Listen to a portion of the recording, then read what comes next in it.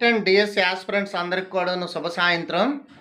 ఈరోజు సైకాలజీలో law off frequency అభ్యాస నియమం గురించి చెప్పాలనుకుంటున్నాను. ఏంటంటే మనం నేర్చుకున్నటువంటి విషయాన్ని మనం ఉపయోగిస్తూ ఉన్నామనుకోండి, అది చాలా కాలం మనకి గుర్తుంటుంది. ఆ అభ్యసనం అనేది పటిష్టమవుతుంది. మనం అనుకున్నటువంటి ఫలితాలని దాని ద్వారా పొందొచ్చు. అదే దాన్ని ఉపయోగించలేదనుకోండి, అది నిరుపయోగం అయిపోతుంది. ఇప్పుడు మీరు మొన్నటి వరకు కూడాను డిఎస్సి కోసం అవన్నీ కూడా చాలా విషయాలు నేర్చుకున్నారు. ఇప్పుడు స్వల్ప మార్కుల్లో త్రుటిలో కొంతమంది డిఎస్సిని చేజార్చుకున్నారు. వాళ్ళందరూ నిరాశ నిస్పృహలోకి వెళ్ళిపోయి మీ అభ్యసనాన్ని కానీ ఉపయోగించుకోకపోతే అది నిరుపయోగం అవుతుంది.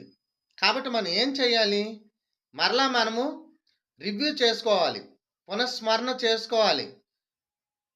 అప్పుడు మనకి నెక్స్ట్ డిఎస్సికి మనం నేర్చుకున్నటువంటి విషయాలన్నీ కూడా మనకు మరల ఉపయోగపడతాయి. కాబట్టి డియర్ ఫ్రెండ్స్, మీరందరూ కూడా టెట్లో మంచి స్కోర్కు సిద్ధమవ్వండి. అదేవిధంగా డిఎస్సిలో మంచి విజయాలు సాధించడానికి ఈ రోజు నుంచే సన్నద్ధమవ్వండి.